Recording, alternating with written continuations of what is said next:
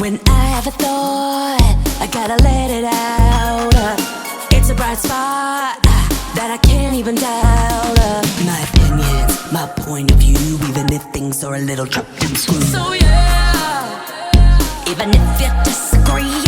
So yeah, even if I'm not in your pedigree. So yeah, especially if you agree. So yeah, so yeah. Good morning, good afternoon, good evening, wherever and whenever you're listening to it. Welcome to the So Yeah podcast with your favorite showgirl, Caroline M. Diamond. Okay, speaking of showgirls, it was time that I threw my hat in the ring to talk about Taylor Swift. I did talk about this on my Instagram story, and I might repeat some ideas and some topics. Sue me, it's the same brain. I've seen a lot of discourse online about this album, and I usually try to not look at the internet for their opinion first. And I like to listen to things and then really make my own opinion. You know, some people can really learn from that. Some people just go straight to the comments. It's like, oh, this is my thought. It's not. It's somebody else's. So I listened to it, and I would like to say, let's disclaimer right here at the top. I am not a Taylor Swift hater. I'm not a Taylor Swift lover. I have gone up and down throughout the years of my love for Taylor Swift. I really liked when she was a country artist. I love the album Fearless. Oh, wow, Forever and Always. Once upon a time. That's all I can say because she will flag this for copyright infringement. So I used to love that, like her older stuff, and then she got into Red, which Red wasn't really my favorite album either, even though she was going more pop, which you would think I would love.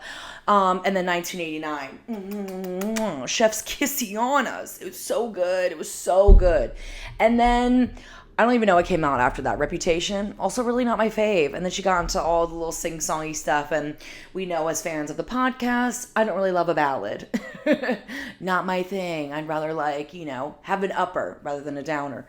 And then I don't even think I listened to Tortured Poets Department. I think I maybe started it. I definitely listened to the singles. I could do it with Broken Heart, and I don't even know what other singles there were. I did Midnights. I thought Midnights was a good pop album. And so when I was thinking about this rollout, this Life of a Showgirl rollout, I'm like, oh my God, she's going to give us pizzazz. She's going to give us lines. She's about to give us ooh, ah, sensation. We got Max Martin on the track, producing, classic. And then I listened to it.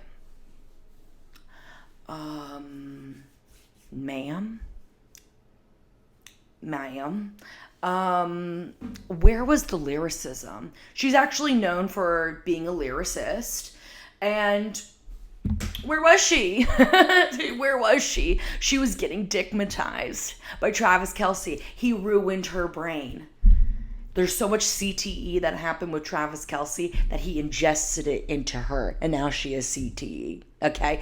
It was crazy. Some of the lyrics, I was like, what? Even the song where she talks about getting dickmatized, the song Would, I'm like, okay, can we be a little bit more colorful in our explanation? I think that somebody who does sexual references really well in their music is Victoria Monet. She's always talking about sex, but she says it in a way that is more of a museum, right? A museum of sleeping and sucking and fucking and all that kind of stuff. And then Taylor Swift was Target's version of that. And I'm like, I really do understand though that Taylor Swift is literally capitalism's pop star, which I actually don't knock her for that, her being basically just a vessel for venture capital, and that's fine, you know what I mean? We all have our lanes. She found her lane, she picked it. She loves to surround herself with the middle of the ground white woman, and I know that she touches all different races, so totally about that, but in general, she's with the white ladies, right? And she knows her market, and she like really speaks to the market. She speaks to the, I don't even know what the cool like basic brand is now. Like it used to be like Lily Pulitzer, but like something like that vein, like, probably is conservative, or like is dating a man that's conservative, but like I cancel out his vote. That is so terrifying. I just want to let you know, ladies, that it's going to come up morally in the future that your man hates you and actually hates women. Anyway, I digress. But the album is so boring. It felt literally like it was written by AI. And I don't like that. I do not like that at all. Where was the opulence? Where was the glamour? There was not a single hit. There was not a hit. There was more like hit me in the face, but there was no hit. And she could write a hit. Like, I'll give her that. Like, she has so many hit songs. Where was it on this track? Where was it on this album? Nowhere to be seen, sister. And, like, thank God that she's not doing the Super Bowl halftime show. My man, Bad Bunny, baby, is, thank God. But thank God she is not, because if I had to hear this album on the world's biggest stage, I would world's biggest crash out. Okay. Yeah, and apparently like she's not trying to tour this album either, which would be a reason for me to, shut my mouth, because let's be real, like she does really take care of her team, and I appreciate that about her. Like those dancers, they'd be livid. Noise. Not being on that Eras tour, keeps me up at night. I wish I was rich from a tour, just walking and going, step, touch, go out of style. They never go out of style. Girl, I'll do that. I'll step touch for my goddamn life. Not really break a sweat. But anyway, that would be the only reason why I would like not express, would be, for fear of not being hired again. But like, to be honest, like I'm not even talking shit about her. Like some people can interpret this as shit talking. I just say it's telling the news. Okay, that even got me, because like, Caroline, let's be fucking real. Yeah.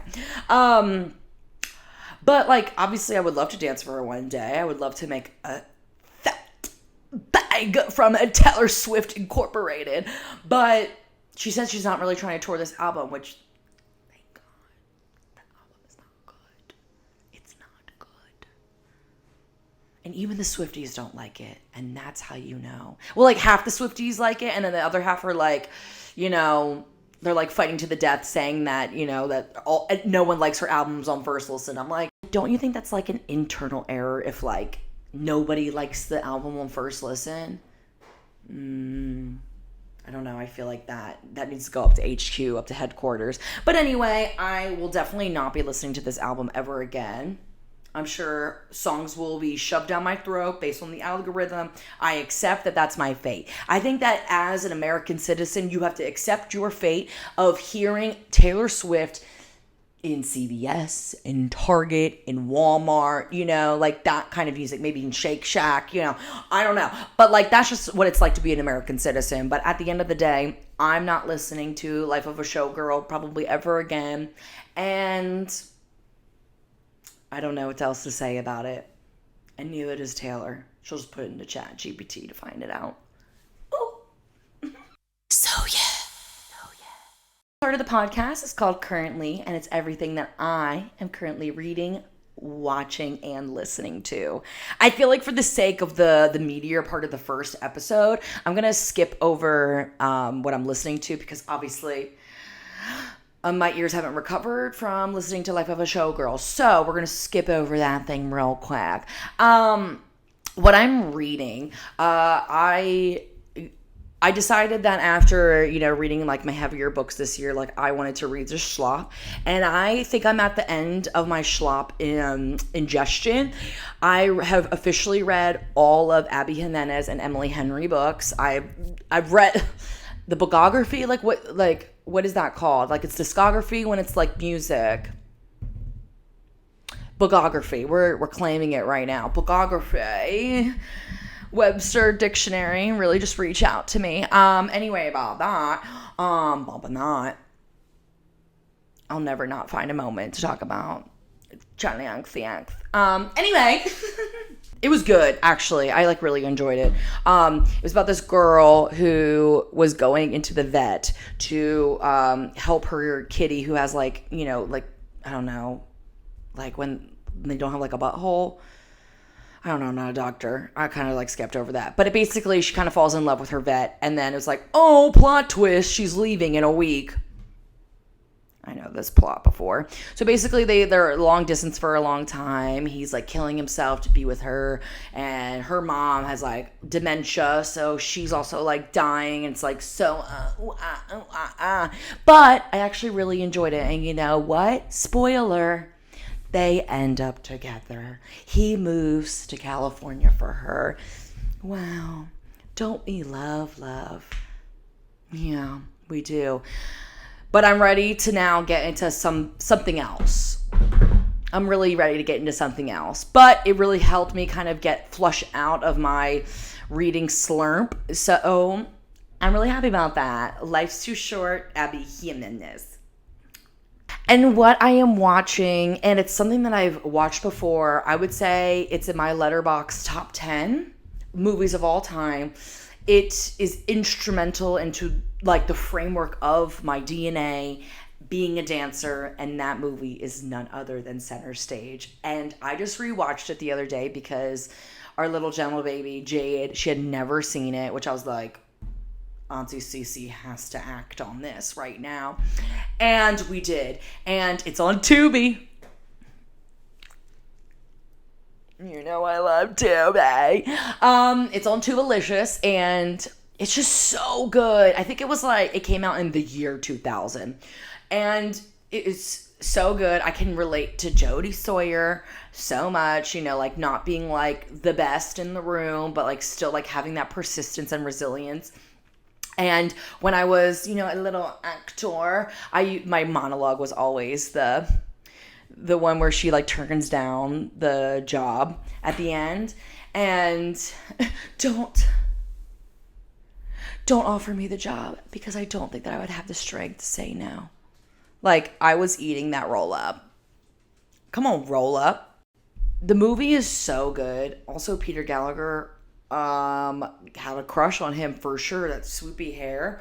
Also, like the ballet teacher is just so beautiful when she's wearing this cut off sleeve high black turtleneck. I'm like, wow, eleganza. And I love Zoe Saldana in that movie. Like she is so cunt. Like there's no other way to describe other than cunt. You know what I'm saying? I laugh. You know, it's all the things about being a dancer, and it's one of my favorite dance movies for sure. Definitely top 10 on movies that have affected me in my life. So, Center Stage, watch it on Tubi. Thank you so much for watching, listening, wherever you're consuming this content. I really appreciate it. If you loved it, tell everyone you know, and if you hated it, tell nobody. People on the internet, remember, if you hate something, you can just keep scrolling because it actually doesn't affect you. All right. So,